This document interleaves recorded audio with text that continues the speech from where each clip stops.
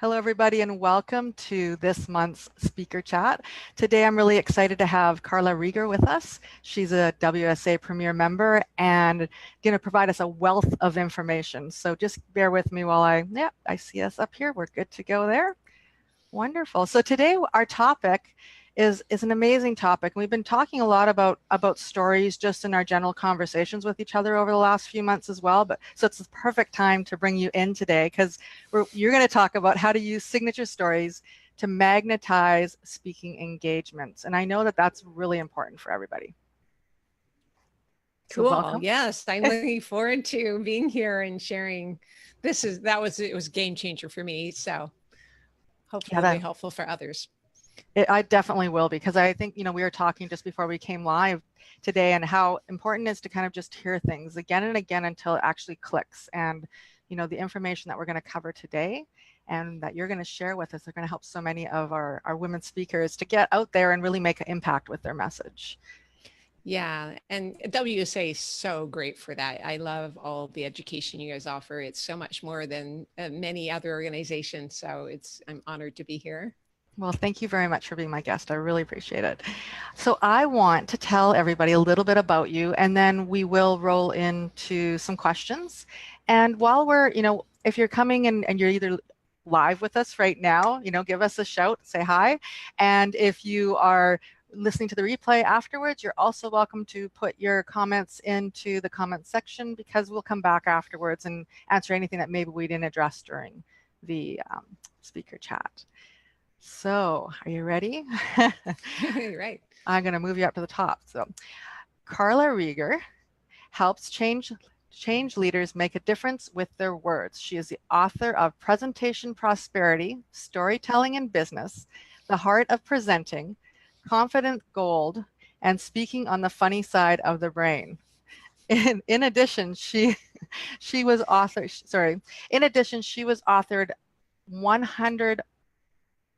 hundreds of articles for a variety of publications and 82 online learning programs. And I've seen some of them, they're amazing. Carla is the director of the Artistry of Change Consulting Incorporated in Vancouver. And she has been involved in the professional speaking industry for over 25 years as a speaker, trainer, and facilitator. She has also coached new and veteran presenters for over 15 years. Her work has been featured on radio, TV, and in magazines internationally. As a frequent speaker and an executive performance coach, Carla helps people open hearts and minds through effective presentations. And that's what she's going to share with us today. All right. So I know that some of the things we're going to touch on, our takeaways are: what makes a signature story go viral? What are the benefits of using signature stories in speaking and promotion? And how do you get started on a new signature story that will magnetize ideal speaking engagements? And I know you're going to touch on all those as we go through our questions today, but do you have anything you want to say before we begin, or shall we just roll into the questions? Oh, let's just dive into the questions. Okay, perfect. All right. So what made you focus on stories so much as a speaker? Oh, hang on. So what was it that made you focus on the stories? Well, I got into speaking actually when I was just in university. I had this waitressing job, and I found about this other job where you could go and motivate other students at their first day on campus, right? So this company out of San Francisco hired me and trained me, and I learned this script, and my job was to fly all over North America and run them through get to know you games, right? And run around and find 3 people wearing the same color as you, and give them a high five, that kind of thing, so that they would have friends on the first day on campus. So I thought, wow, that sounds like a really glamorous, fun job, and it paid better than a waitress job. So I went out and I learned my script and practiced it in front of 12 people, and then went out, and they sent me out to this campus in basically inner city New York on probably the hottest day of the year. We're in the middle of summer now, so like hot New York, think hot New York, unair-conditioned gym. And I didn't know anything ahead of time about finding out whether you know, things like a microphone would be there and a stage and stuff like that, or how many people would show up. You know, of course, we know this now. You have to call ahead of time. Anyways, I arrived thinking there would be like 50 people, and there's 1,400 people Oh my goodness. showing up. And there was no stage and no mic, because I didn't think to ask for that. And I got a bullhorn. They gave me a bullhorn. Remember those bullhorns? Like 50 people in the front row could hear. And I had a picnic table to stand on. That's and I couldn't remember my script because I was a deer in the headlights trying to remember. And, you know, people couldn't hear me, so they wandered out. Basically, they left, right? And it went so badly that I went, oh, this is bad. I don't want to do this job at all. And so I wanted to quit and fly home, but they booked me for 11 more of these in 11 other cities, and everything, flights and venues were booked. I couldn't quit. So I called the owner of the company, and I'd done the second one, and I was really nervous, and it didn't go well either. So I called the owner of the company, and he said, you should tell a story, and that'll help calm you down. And I said, well, what do you mean? He said, well, chances are you're nervous because you're worried about what other people are thinking of you on stage, right?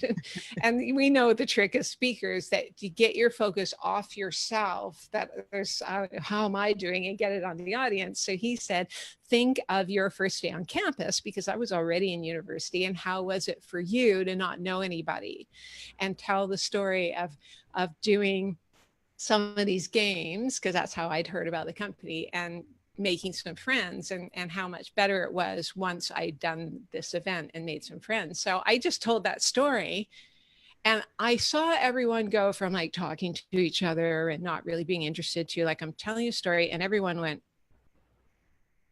right? And everyone started to pay attention, and there was like a pin, you know, good job, right? It was really amazing. And I was like, oh, okay, I'm gonna do this more often. So I just honed the story and told it every time.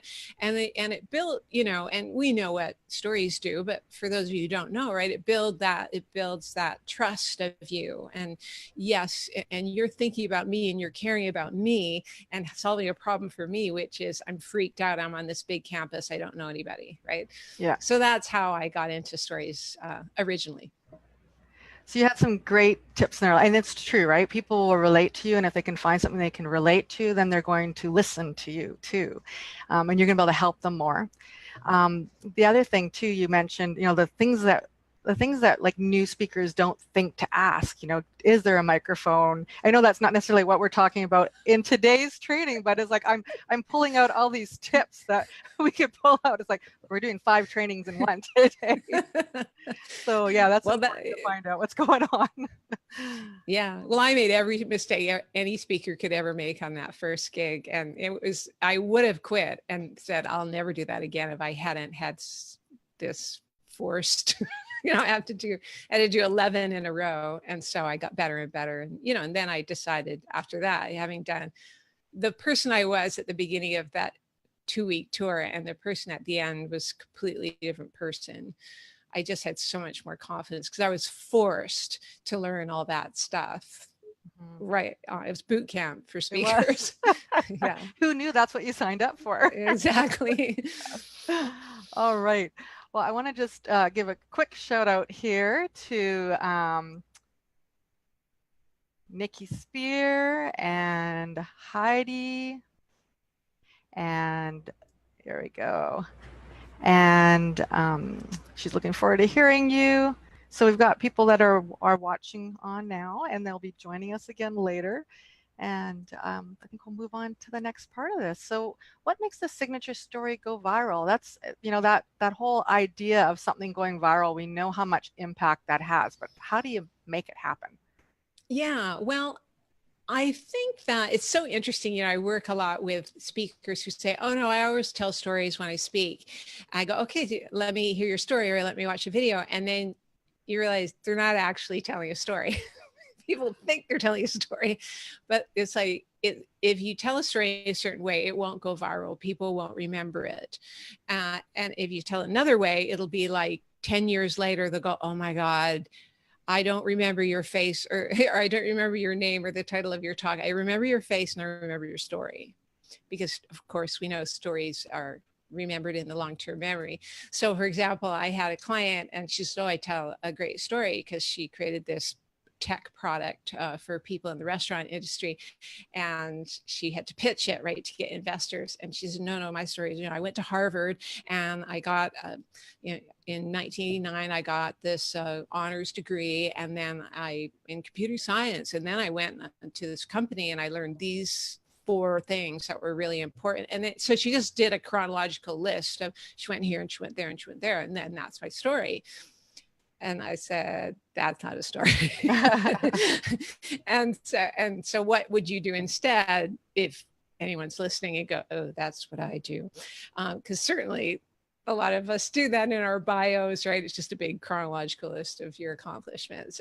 So you can do that. And I'm not saying you shouldn't do that, but at some point, what we needed to do with her was find a moment in time where she invented her disruptive tech that would make investors go, oh my gosh, I've got to invest in you and I'll be a billionaire, right? It's just what she was hoping they would do. So we had to, and usually people come up with brilliant ideas at their lowest moment, right? And I'll talk a bit later about using the hero's journey in your story, where, you have this refusal of the call and you face your darkest moment and you have this breakthrough. So we had to find that with her, where she was working in the restaurant industry herself, and she's just losing staff and clients and just not being able to make her company profitable, her restaurant franchise profitable at all. So then she just thought, what if we had this dashboard, and what if what if out of that we found out the people who did come, why they were coming, and then do more of that. And if you had this dashboard, it was really easy to find all that information out, and it would be this app on people's phones, right? And all that. And so she told this one moment in time where she was just late at night going, I'm going to have to close the business, or I'm going to have to come up with an idea. And when she told it like that, it was very fascinating, right? And people were just listening and they're like, oh, that's really cool. And they were with her and they liked her and they knew her better and they trusted her and they cared about her. It created that bond, right? And I'd like to be part of this mission, right? It became a journey instead of, a list of chronological facts. So it's really important to, like you said, I mean, maybe let's put this out there to the people that are watching right now. How many of you think you have a signature story?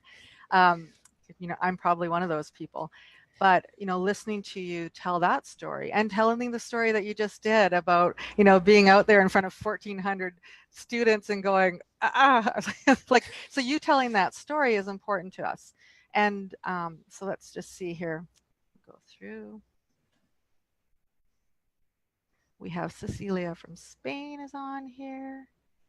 Yet I don't have anything yet coming in as far as additional questions. Sometimes I find, and I may have to come back later and look, because sometimes they seem to show up a little bit later on. Yeah, they not do. Right. So it's like, okay. So we will check back afterwards. If there's any questions, please go ahead and put them in there. And then, oh, here we go. And Madeline says, I have a lot of stories. I'm not sure what pieces to pull out. Yes, that's an important part of it too, because it's not that your story isn't a good story, but it's what is going to keep people engaged and enthralled, right? And make them remember you. Okay, great. Go ahead. Yeah, and usually it's about zeroing in on a moment in time. I tell I have a signature story, and I want to tell everybody this. Many. There's not just one. So I have many, depending on the point I'm trying to make, right? So I speak at large conferences. I usually an opening or closing, entertaining keynote speaker on change, right? The mindset habits of people who flow with change more easily and are solutions oriented instead of complaint oriented.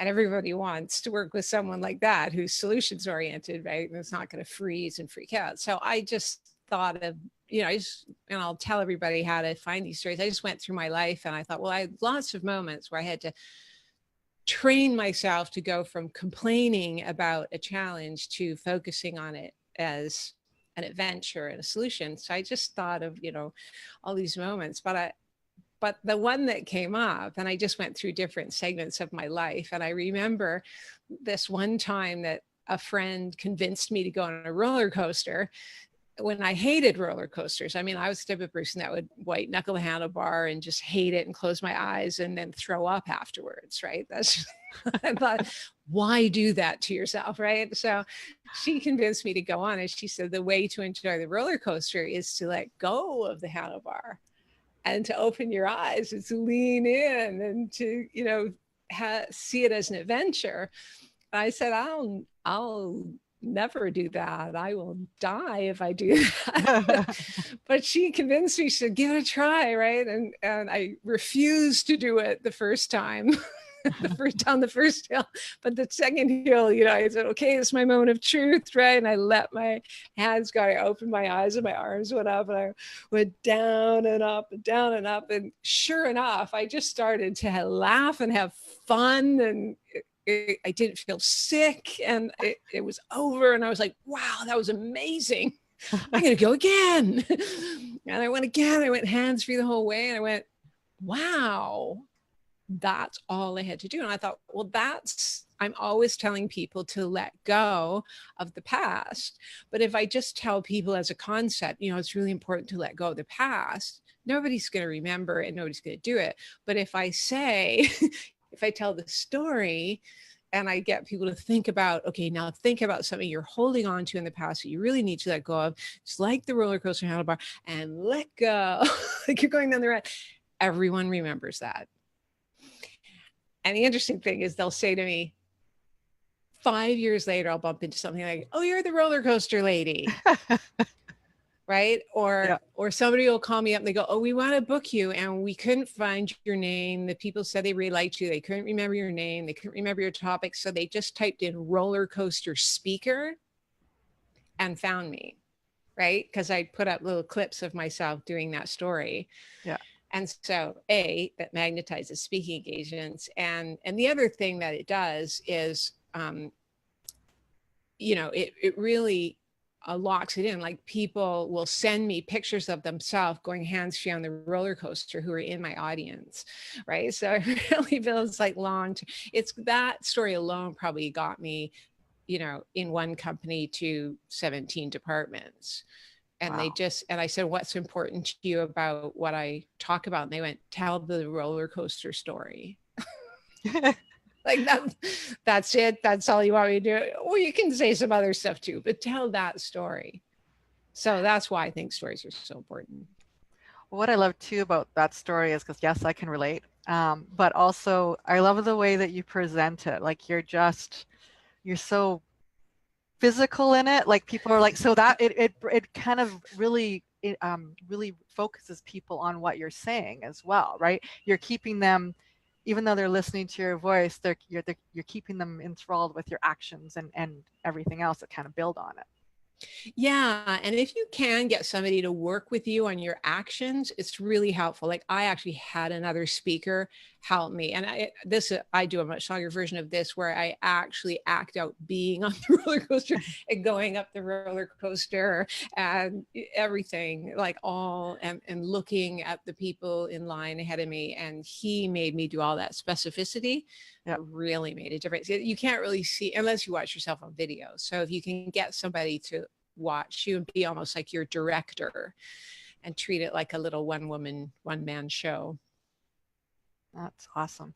And I think I actually do remember hearing that story before, but I'd forgotten about it until you started and I'm like, yeah. And it's so true, right? Like that letting go. We hold on to things so tightly sometimes that it really just doesn't do us any good, but it's really hard to let go. I am seeing some questions. So Heidi says, I have a 40-minute presentation, 2 main topics to discuss, and interaction. I'm so focused to give people golden nuggets. Do I take my intro story out? Oh no, never take the stories out. As long as your story is illustrative of what your points you're trying to make. And if it's not, then see if you can tell your intro story where it illustrates the points you're trying to make, because, you know, people won't remember your bullet points of concepts, but they'll remember the story. And stories can tell concepts much more quickly and efficiently and deeply anyways than bullet points. Right. So I don't know if that's helpful, but hopefully. Yeah, I think that probably is. And just sort of further to that, she said, I also have a 15-minute presentation. Should you still have a story in there? And I'm thinking your answer is yes. Maybe shorten it a little bit, kind of like we did today, right? We didn't go up and down what we have now,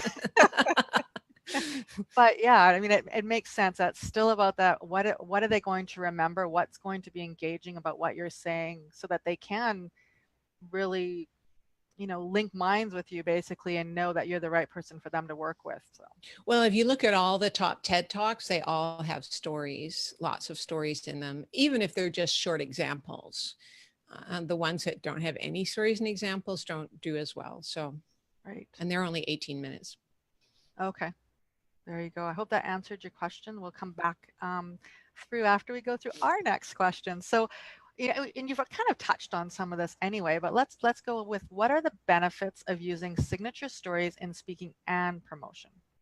Yeah, well, people don't think of so much using stories in promotion. So let me talk on that. Obviously, in speaking, it's great, but, you know, sometimes it can be just a small, like, for example, in the intro that my introducer says, I have a little story about how I did some genealogical research and found out that on one side of the family, I'm related to King George II of England. And on the other side of the family, I'm related to a band of carnival gypsies.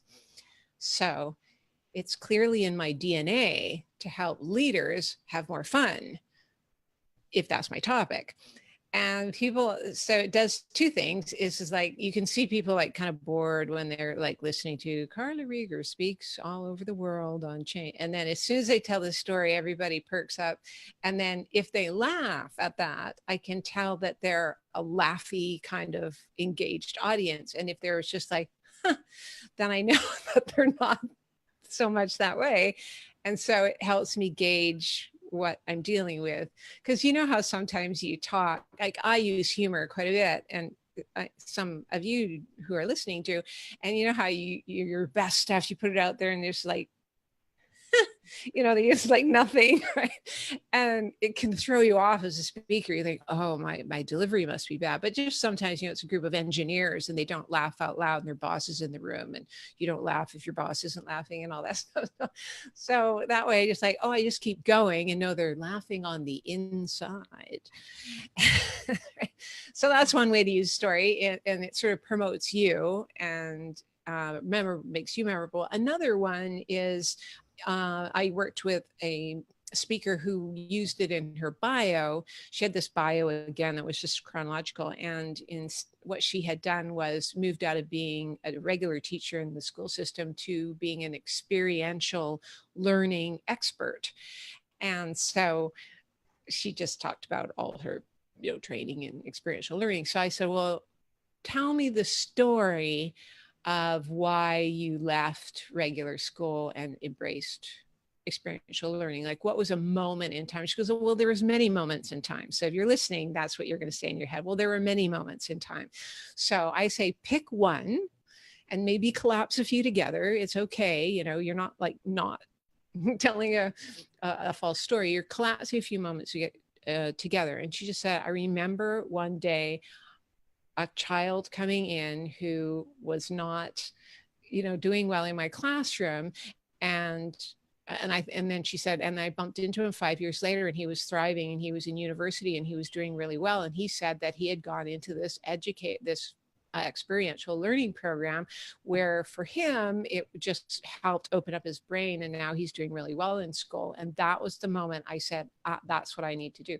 And so she just put that into her LinkedIn profile and her about page, and she did a little interview video on her about page, and that story helped people remember her. So just think about that for yourself. Can you it doesn't have to be a long one, just a short, why do you do what you do kind of story. Perfect. And we have another question too. Thank you for the answers. And typically, how long should your story be? Is there a set amount of time? Is there like a percentage of the time that you're going to be on stage? Is that kind of how you would do it, or? Yeah. Well, I use it more like this. For every concept that you share, there should be a story or an example that goes with it.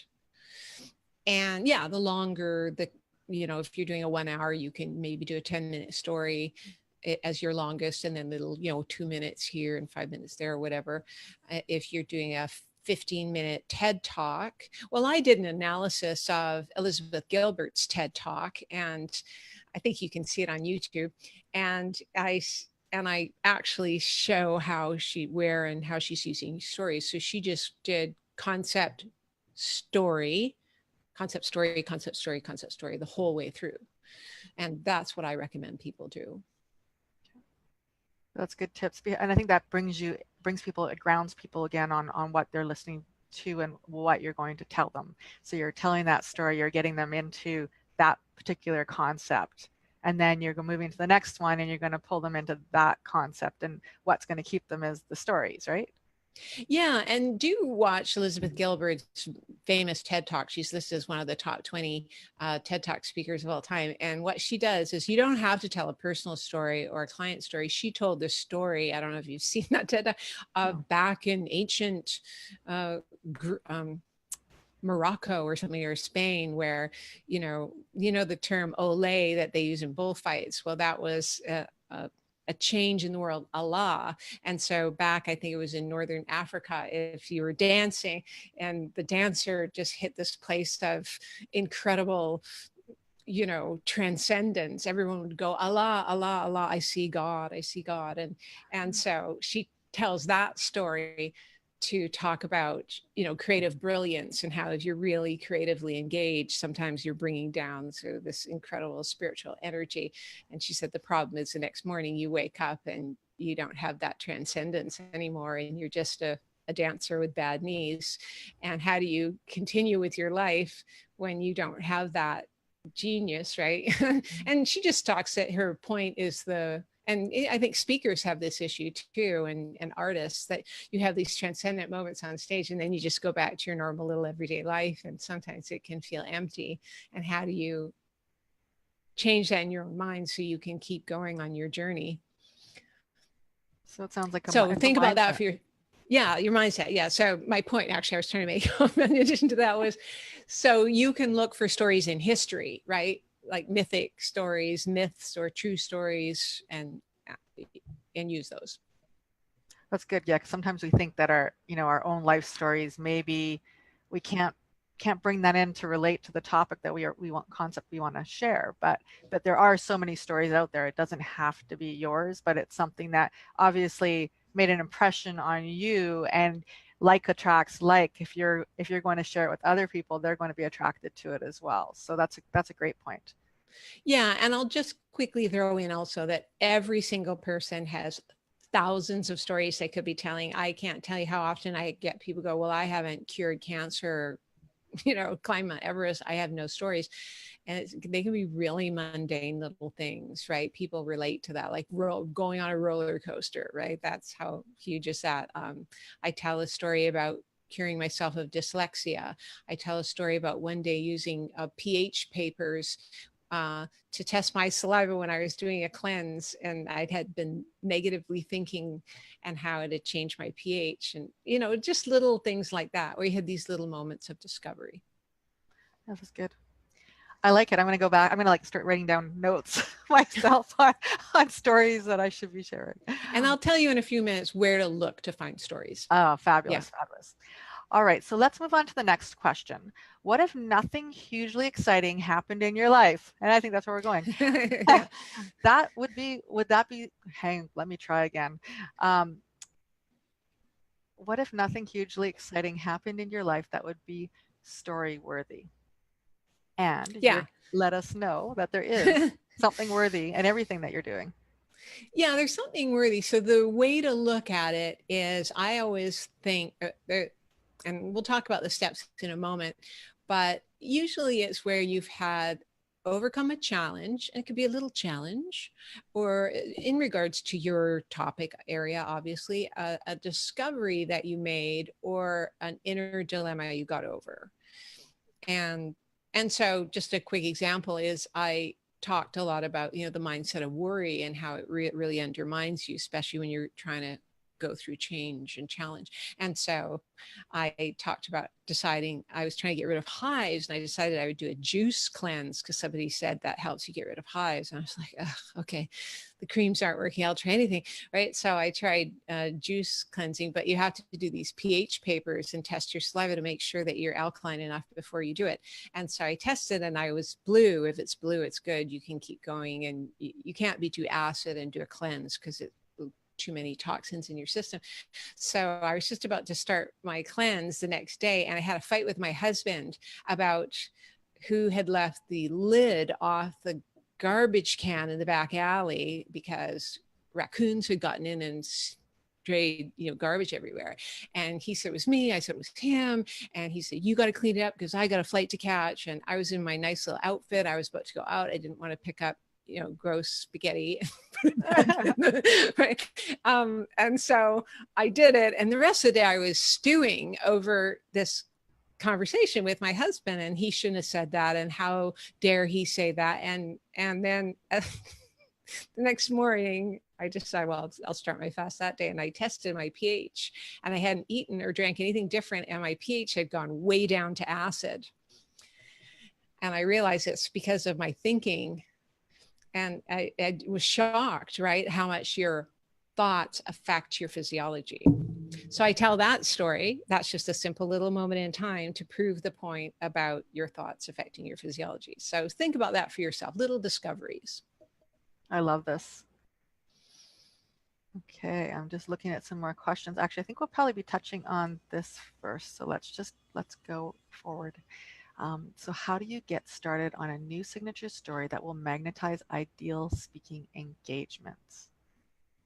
Yes. So you want a story that people will remember and retell to people. And so the way you do that is, well, here's the steps. First, you want to get a goal, right? A specific goal in mind, and know your audience, right? Because that'll really help how you tell your story.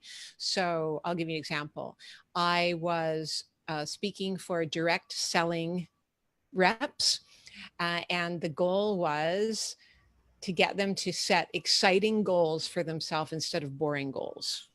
Sometimes we go, I'd like to make an extra $1,000 a month because you think that's realistic. But if you say, I'd like to make an extra $10,000 a month, then that's exciting. Even if you don't make it, you're going to work harder because it's a higher goal. So that's the point I wanted to make. So that's what you do. And then you go through, I say 10-year segments of your life, childhood, teens, 20s, 30s, 40s, however old you are now. And you just look and see, okay, challenges I overcame successfully, right? Because this is the ascension story. It's not the descension story. So you don't want to go challenges I had in my 30s that I still have now, and I've not figured out how to overcome, right? The second one is inner dilemma that you resolved. So that's like an inner challenge, outer challenge, inner challenge. And again, you don't have to have totally solved it, because some people go, well, I'm still kind of in process with it. But if you're ahead of the people you're talking to, it's good enough. And then the third is discovery. That was a positive outcome that helped you grow as a person, not a discovery that made your life like really bad and now it's worse, right? Like you want to inspire people with hope, right? Yeah. So that's all you do, and you'll be amazed. And so I went through and I realized, oh, my 30s, I went on this river trip and I got stuck in this underwater hole, and I had to, get myself out. And I had to, and before that, I had to decide whether I was going to go down the dangerous part of the river in an inner tube, or if I was going to carry my tube along the side of the river, which was boring to me. And even though I wasn't very experienced, I decided to go down the river and take the exciting route, even though I knew I might get stuck underwater in this hole, which is exactly what happened. But I found my way out of it. And because I had made it to the end of the river and I was the first woman that did this trip every year that had done it. All the women always walked alongside, and so I was entered into the I Tube the Canyon Club, and so I inspired other women to do it too.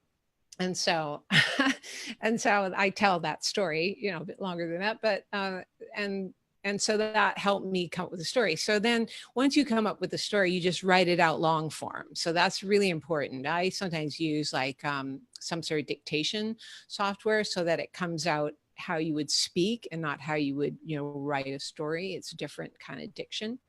And so you just get the whole thing down. It'll be long, it'll be bad, it'll be boring. So let it be that way, right? And that's what a lot of people do. I'm working with a client right now. She goes, oh, I wrote that story out we talked about, and it's bad. I go, that's good that it's bad. And just get it all out, right? She's like, keep going, keep trying to edit it. Don't edit it. Don't edit. Just say, just like get it out. And then you go back and then you find the structure and then you edit. And so you just want to make sure that you set the platform. So what was happening before. So what was happening before I went on this river trip? Well, I was, you know, an outdoor rec kind of person, and I thought that I could handle this challenge and tilt the platform. I decided to go down the dangerous part of the river, even though I'm not very experienced. Consequences. I get stuck in this hole underneath the water, right? And then the fourth part is, how did you get back to stability? So that's what's your transforming moment. And so in my case, I had to stop fighting to get out of the water. I had to like relax and let go, and which seemed counterintuitive at the time, but because it was pulling me around underwater like a drain, water going down a drain, and it pushed me down even deeper underwater. And I thought, oh, that was really dumb decision. But once I hit the bottom of the river, it kept spinning me. And so the only way to go was out. So it spat me out of the water, right?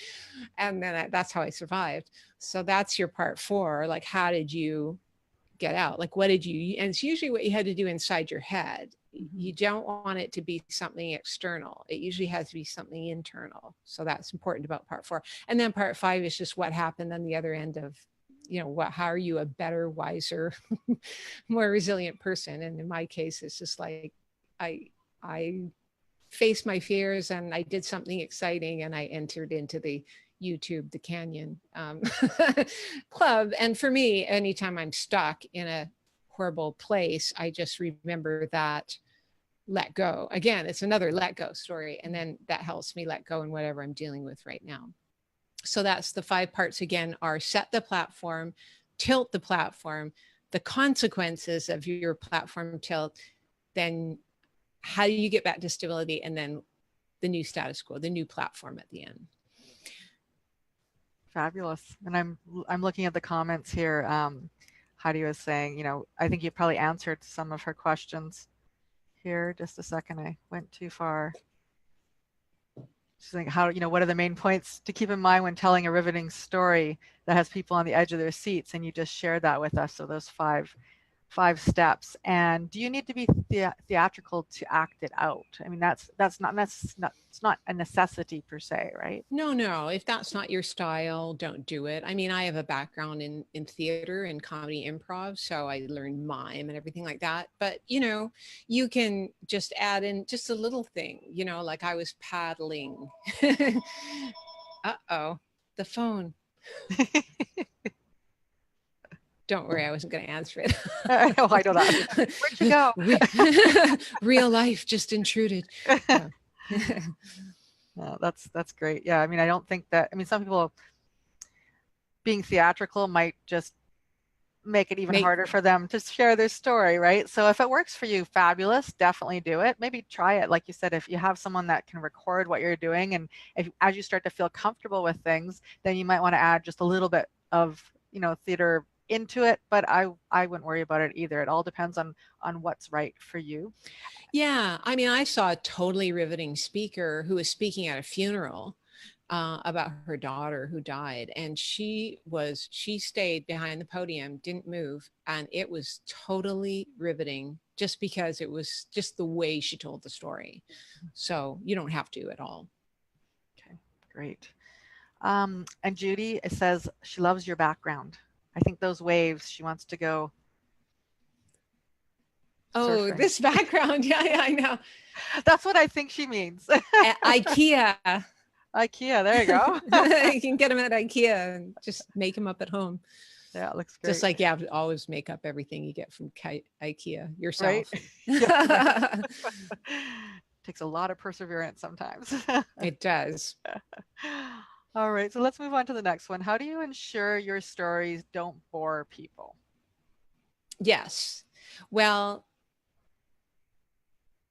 three things I think really help. One is if you can answer this question, why is it important for people to listen to this story? And sometimes if you can't answer that question, this is what people do sometimes. They say, oh, this cool thing happened to me. I jumped out of an airplane, so I'm just going to tell my jump out of an airplane story. But first off, there's been a lot of jumping out of the airplane stories. And secondly, if it doesn't relate to your point, people are like, oh, well, that was interesting.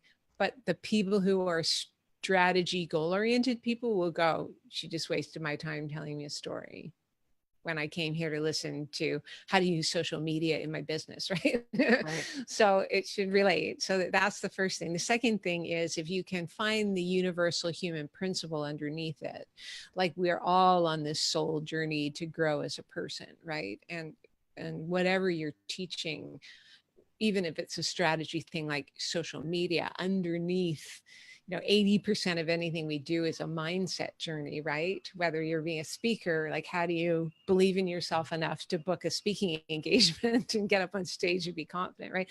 80% of that's mindset, right? And same with, using social media, like it's how do I, get myself to believe in myself and do this work in the world, right? So stories like that, if you can find the universal human principle, and they're usually things like the concept value where it's like letting go, believing in yourself. So times where you didn't and then you did believe in yourself, or times when you procrastinated and then you broke through and you took action, right? People love those stories and you've got tons of them, right? Everybody's got tons of them. Mm-hmm. So, and then the third one is if you put it in a structure and you really edit it down, if you listen to people tell stories over the dinner table, they tend to go on and on and on and on and on.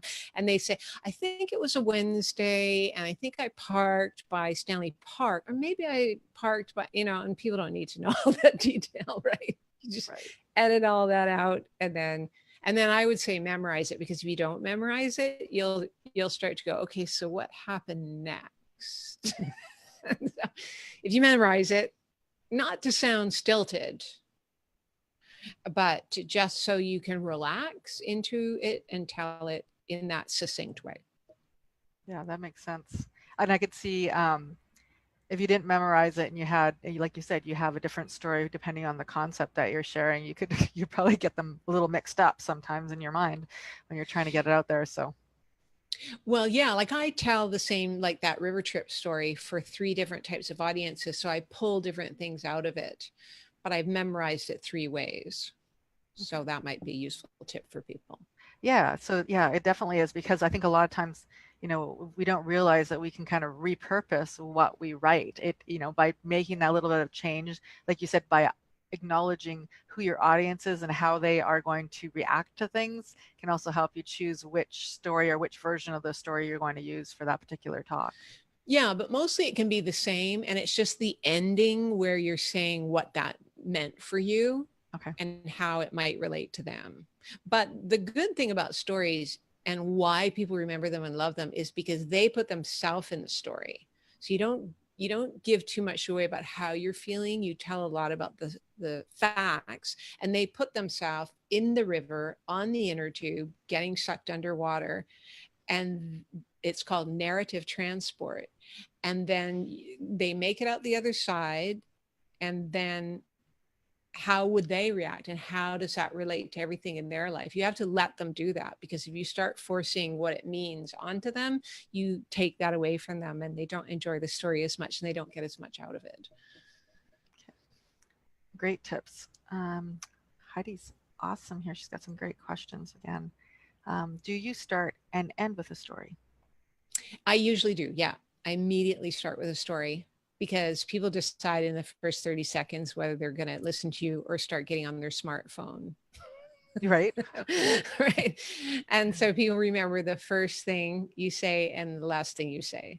So I'll say one or two sentences like, oh, it's great to be here. And, you know, at the end, this is what I'm going to talk about, like one sentence. And then I say, who here has ever ridden a roller coaster? I just jump right in and I get them thinking about themselves in regards to my story. Like, how do you ride roller coasters can tell you how you are in change sometimes.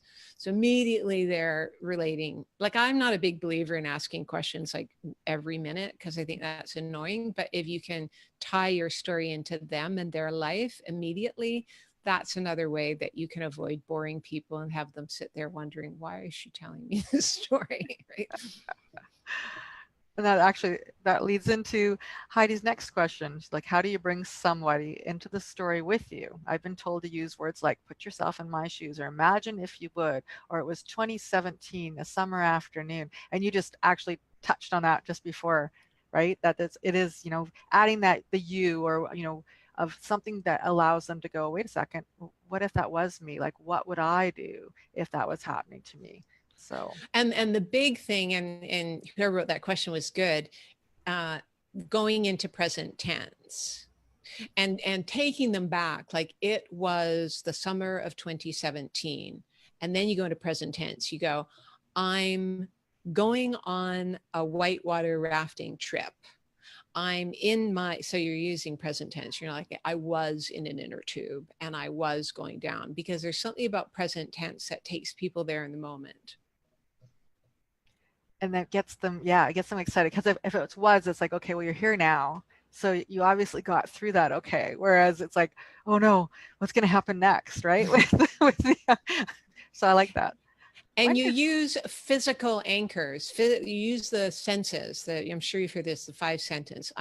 So I'm in the whitewater. I hear the rushing of the waves. I see waves. I see rocks that I'm having to get away from. And then I'm under the water and I'm feeling the pressure underneath me. I'm feeling adrenaline course through my veins, right? So that takes people there too.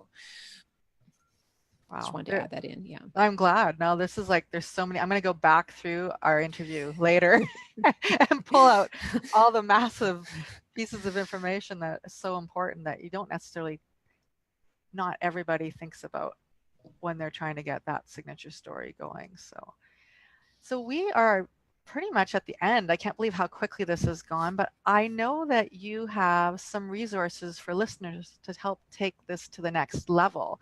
And I will put the link in after we're finished with the with the speaker chat. But if you want to go ahead and share what you're sharing today. Yeah, well, I have a free online training called Communicating with Stories, and it'll give you a fill in the blanks template for how to create that one sort of signature why story. And that's available on my website. If you just go to the free tab and you'll see, or sorry, events tab, and you'll see how to take that, and you'll see the date. And then I actually have I have a whole course on it called Storytelling in Business. And it gives you, it's like a whole start to finish to being a rock star in terms of being a speaker, using it in traditional media, in social media, and as a speaker. And when you're talking to meeting planners on the phone, like, people don't realize this, you're talking to an event planner and you tell a story of a speaking engagement, and you tell it as a little mini mythic journey. Oh, I spoke at a huge HR event and they didn't want to hire me at first because I wasn't a multiple best-selling New York Times author, but they knew that I was engaging and I got the audience up on their feet even during a keynote, and got them doing crazy games and things that really anchored it in, and people were actually, using it in their regular everyday life. So I just tell that little story, and then immediately, right, they're not going, oh, they're doing their pitch. They're like, oh, it's a story. Yeah. And invariably, if I tell that story, they hire me. much more often than if I don't tell the story. So that's another way to use stories. And so we teach that as well. Wonderful. That's fabulous. And we're gonna get those links put up for you. And Colleen said so many helpful tips. Thank you. Heidi, love it. Thank you. So some great feedback. And I'm once again honored that you could join us today and share all these amazing tidbits of information that I never would consider when, writing out a signature story. But I do know that, when I'm watching people on the stage, you're right. It's the stories that you relate to that you'll remember afterwards. And they'll speak to you while you're on the stage, but they'll also speak to them afterwards when it's the right time for them to digest the information and find out more. Exactly. So just do a story, just try a story. If you don't have a story, just write out a bad story. Get started.